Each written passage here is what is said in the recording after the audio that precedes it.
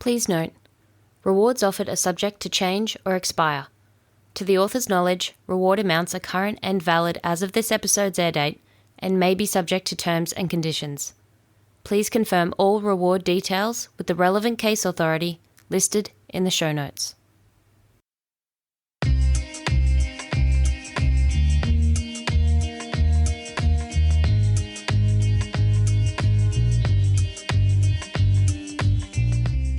Welcome back to Reward Offered. I'm your host, Amanda. And before we get into our next case, just a few show notes I wanted to add. Firstly, my apologies for the delay in this episode. Between work, life in general, my dad having a freak accident at a dog park and almost losing his leg and life, it's been a hectic month since I've released the first 4 episodes. I was overwhelmed by the response to Lorraine and Wendy's case, and thank you to everyone who has taken the time to listen so far. Also, a huge thank you to the women who have reached out and shared their frightening experiences in the southeast Queensland area. It can't be easy to rehash these stories, but it's the little details of your experiences that can make all the difference, and that will give us the best chance to discover any possible links between cases. Thank you for trying to help find answers for the women who weren't so lucky. This episode's case is a shorter one, just because there isn't nearly as much information available on it. Presumably because it's a more recent one, but the coroner himself indicates in his report that there might also be other reasons for the minimal information.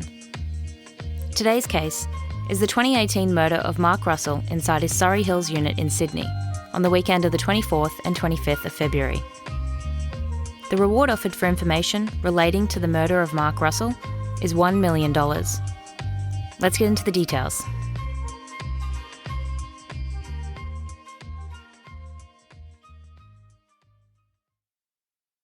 If any of the details of this case cause you distress, please reach out to Lifeline on 13 11 14 in Australia or a relevant crisis support service in your local area. Mark Russell was born to Lloyd and Gloria Russell in January 1964. Mark and his older sister Julie lived in Goulburn with their parents before becoming wards of the state and being placed into foster care. The siblings were never separated and had a close relationship, which is evident still to this day when Julie speaks of the loss of her brother. Mark and Julie lived with a foster family in Wagga Wagga for approximately 5 years before moving on to stay with another family in Barmedman. After 4 years, Mark moved with this family to Thurl, while the older Julie remained in Barmedman. A year later, Mark was residing in a boarding house in the infamous King's Cross. At a later point in time, Mark met a woman named Narelle, with whom he had a son named Shane. Their relationship ended while Shane was still young, and Mark subsequently had another child, a daughter named Abby, with a woman named Melinda. Though after approximately 5 years, this partnership also ended. At this time, it's said that Mark maintained only intermittent contact with his family. After living in Goulburn for a period, he sadly found himself enduring extended periods of homelessness, before finding long-term residence at a hostel in Woolloomooloo. It was in 2016, after almost 2 decades of living rough, that Mark finally secured permanent accommodation through the Department of Housing and moved into the unit at 10 Clisdell Street in Surry Hills, the same unit where his life would later be taken from him. According to accounts, Mark was a well-liked man who had many friends often visiting with him. In one article, he was described as, quote, a strong and vibrant character who had been through tough times in the years prior to his death, but always knew how to bring a smile to friends, family, and the local community, end quote. Mark had a strong character and was known to wear vibrant outfits, of which you'll see some on our social media. A fervent supporter of the Cronulla Sharks NRL team, Mark had earned himself the nickname Sharky.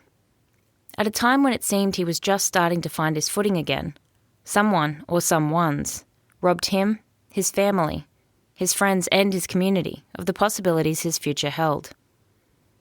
I've seen it reported that Mark had just begun reconnecting with his family in the months leading up to his death, making his murder that much more cruel for his loved ones.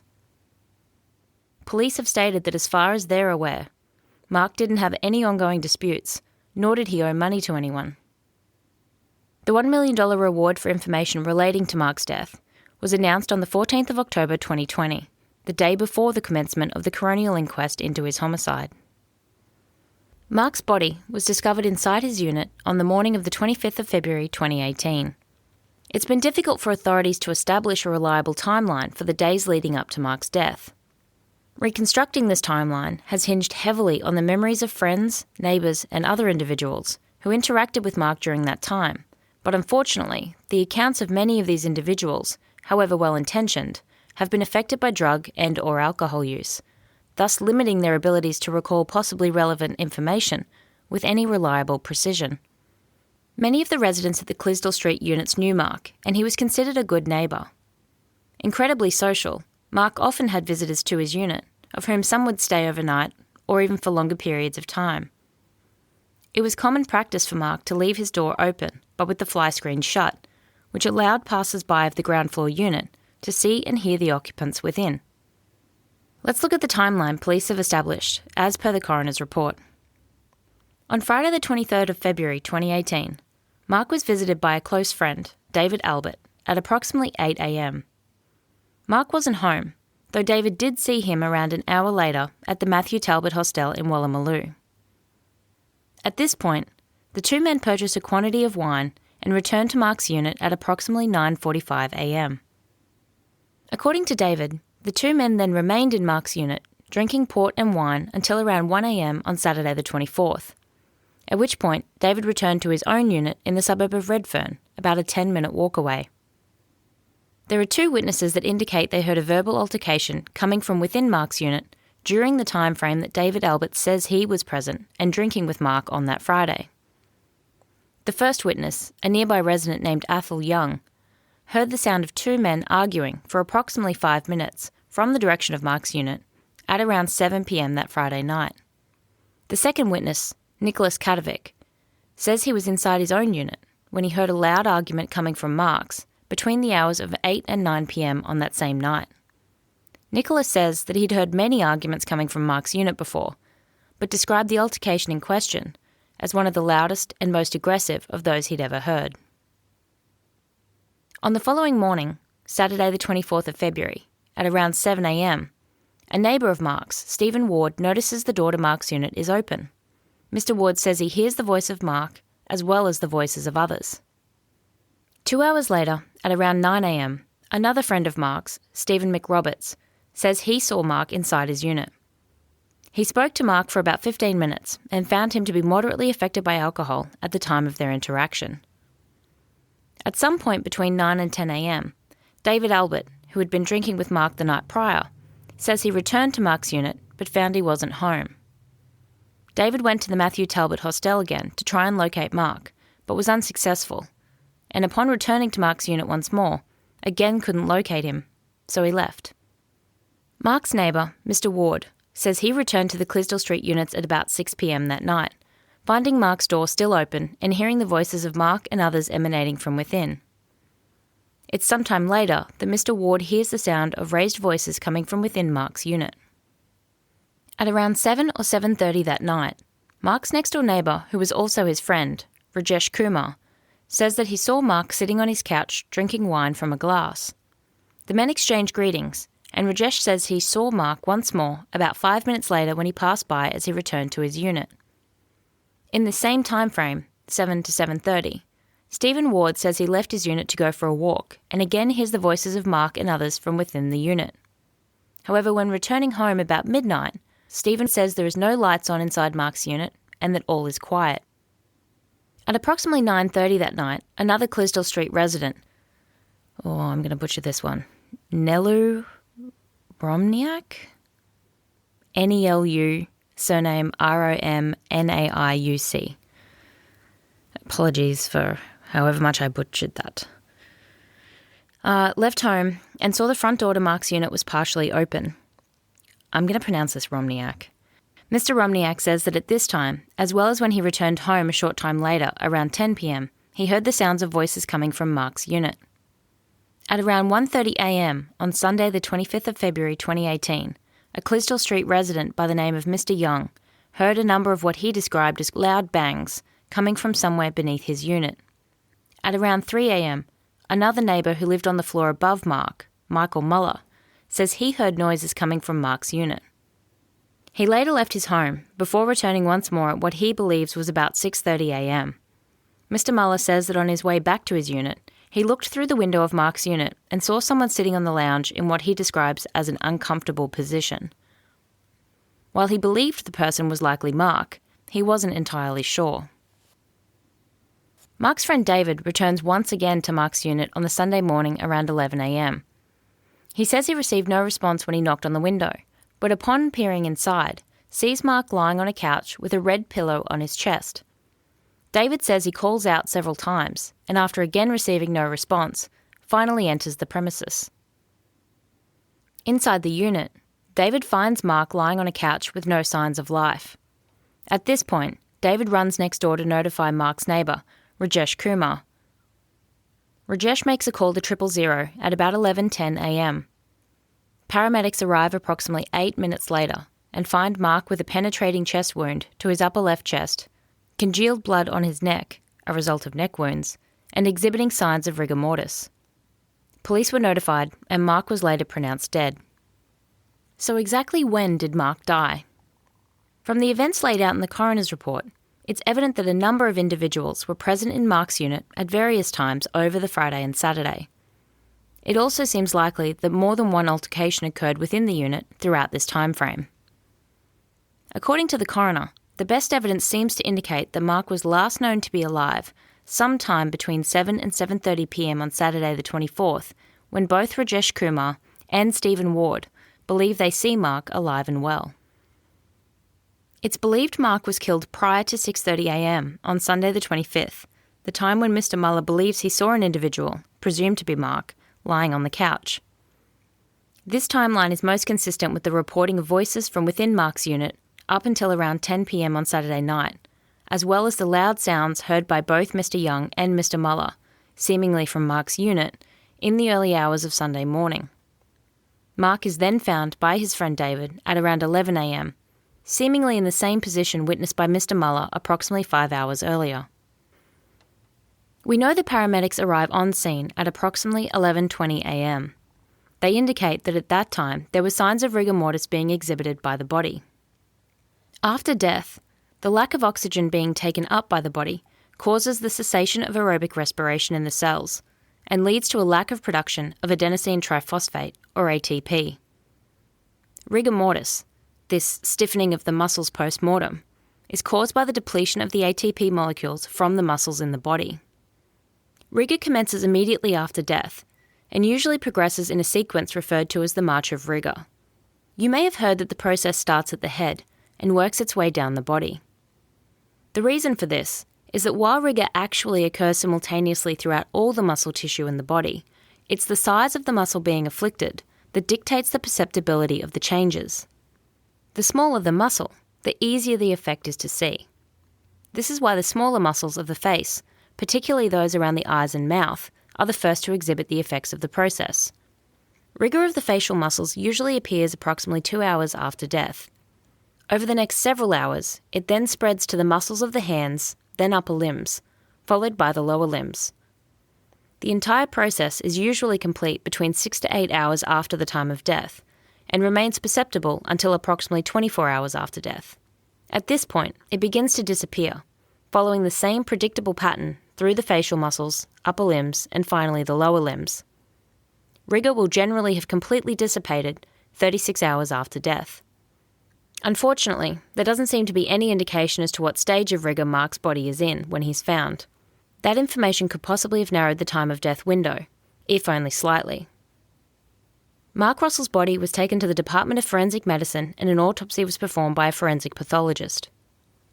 The date listed in the coroner's findings says the autopsy was performed on the 28th of January 2014, which obviously can't be correct, but the autopsy report is said to be dated the 30th of May 2018, so we can at least say the autopsy was done at some point between the 25th of February and the 30th of May 2018.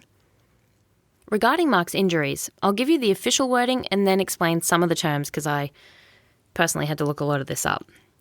As per the coroner's findings, the autopsy listed the following injuries: 2 stab or incised wounds on the posterior aspect of the neck on the right, resulting in hemorrhage, stab wounds to the right sternocleidomastoid muscle and right lobe of the thyroid, as well as sharp force defect to the lateral aspect of the fifth cervical vertebrae.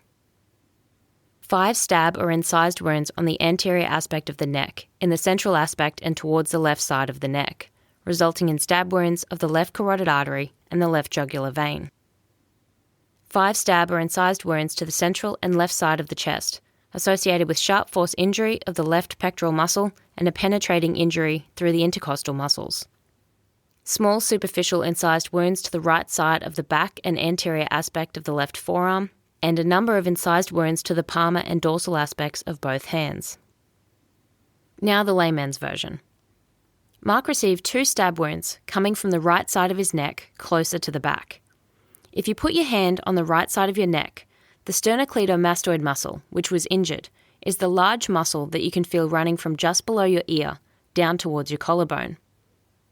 The thyroid is located just below your Adam's apple on the front of your neck.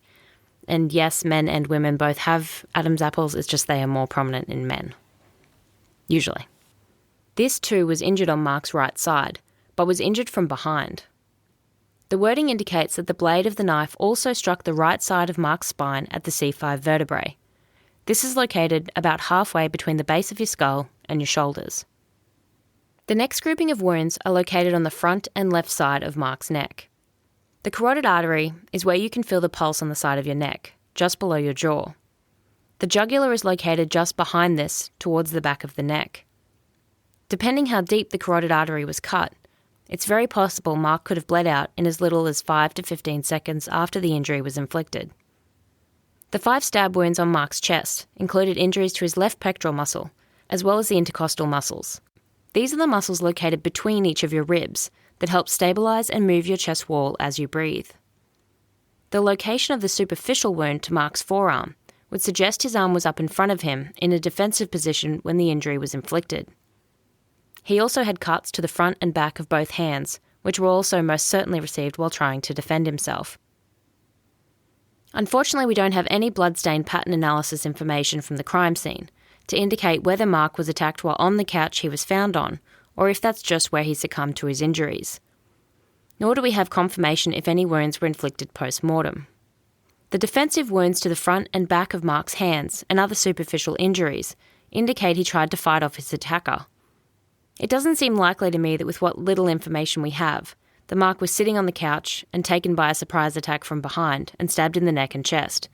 But we also just don't have enough information to form a clearer image of what the crime scene, or the attack itself, looked like. Obviously, his injuries seem consistent with a frenzied attack, and were certainly intended to kill the victim. But the witness account of David Albert saying that there was a red pillow laying on Mark's chest indicates at least a meagre attempt to perhaps delay the discovery of Mark's injuries and death. His killer or killers didn't flee the moment the injuries were inflicted. Someone took the time to place the pillow on his chest, yet given the injury to Mark's carotid artery, there would have likely been a large amount of blood present at the scene. There's no mention in the coroner's report of whether the murder weapon is believed to have come from within Mark's unit or if the perpetrator brought it with them. Nor is there any indication of any items or valuables known to be missing from Mark's unit. In her findings, the forensic pathologist, Dr. Lorraine Dutoit-Prinsloo? Let's go with that. Lists the cause of Mark's death to be multiple stab wounds to the neck and chest. Given the circumstances of the crime, the manner of Mark's death is classified as homicide. The New South Wales Police Force established Strike Force Fletcher during their investigation into Mark's death. The coroner declines to include in detail elements of the police investigation in his findings, citing the reason of a lack of apprehension of any suspect regarding the murder at that time. Basically, it's an open investigation. I do find it interesting, though, that he also indicates it's due to the investigation involving, quote, consideration of information which is of a sensitive nature, end quote, of which I'm obviously unsure exactly what he's referring to, but it caught my attention. The coroner does, however, include a summary of the investigation, indicating that since Mark's death in February of 2018, many experienced and senior New South Wales police investigators had been involved in the case. He indicates the brief of evidence tendered by police contained a large number of witness statements, forensic reports and other documentary and electronic material gathered over the course of the investigation. The coroner notes the investigation having undertaken extensive canvassing of residents of the Clisdell Street units at which Mark Russell resided, as well as neighbouring residences. Extensive physical canvassing of the Clisdell Street units and surrounding locations. Review of available CCTV in and around the immediate area, which identified the last occasion Mark was seen on camera walking towards the Clisdell Street units at 3:58 p.m. on Friday the 23rd of February. Just a quick side note, here's an example of an inconsistent witness statement in this case. According to David Albert, he and Mark returned to Mark's unit at approximately 9:45 on the Friday morning and remained there together drinking until such time as he leaves for home around 1 a.m. But given there's CCTV of at least Mark walking towards the units at 3:58 that afternoon, that can't be accurate. Police also conducted a forensic examination of Mark's unit and other areas within the block of units. Police also used both overt and covert investigative strategies to identify persons of interest. Despite the efforts of the New South Wales Police Force, the person or persons responsible for the death of Mark Russell, a much-loved and greatly missed son, father, brother and friend, are yet to be identified. A case complicated by a patchy timeline from witness accounts deemed to be inherently unreliable, as well as a crime scene known to have been frequented regularly by a number of different individuals with legitimate reason to be there, making it challenging for detectives to interpret forensic evidence collected or exclude individuals from the investigation. At the conclusion of the inquest, Magistrate Derek Lee referred the matter back to the Unsolved Homicide Unit of the New South Wales Police Force Homicide Squad for further investigation.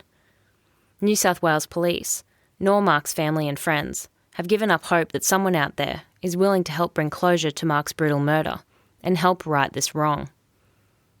Has a perpetrator said something to someone in passing, or while under the influence? Given the murder weapon and wounds inflicted, it's very possible a perpetrator would have also sustained some injuries to the hand bearing the weapon. Do you recall an individual having unexplained bruising or cuts to their hand at the time of Mark's murder? Someone is holding the missing piece of the puzzle. If you or someone you know has information that may assist Strike Force Fletcher detectives in solving the murder of Mark Russell, please contact Crime Stoppers on 1800 333 000. The reward for information in this case is $1 million.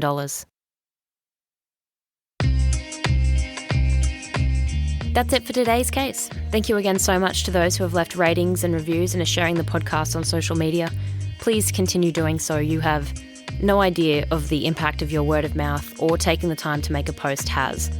I was fortunate enough to have my first interview for the podcast on Bob Ruff's True Crime Binge the other day. That is out now on their feed, and that was a direct result of a listener recommendation. A very special thank you to Narelle. I think it may have been your recommendation of reward offered in the Case File podcast fan group that a producer saw before contacting me. So, just goes to show that what might take you, the listener, just a moment, can make a huge difference, not just for these podcasts, but for the cases we're all trying to increase awareness of.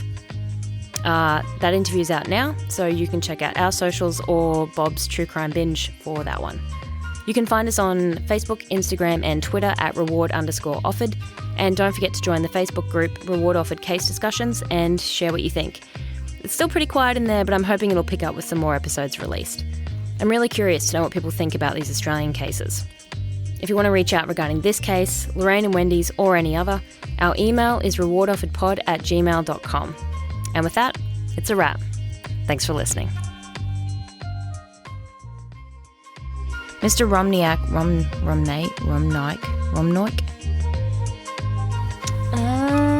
It's when I pull the headphones out, it stops the recording. Look at that. Learn something new. Like every 10 seconds. Oh, I don't have to do that bit. Woo!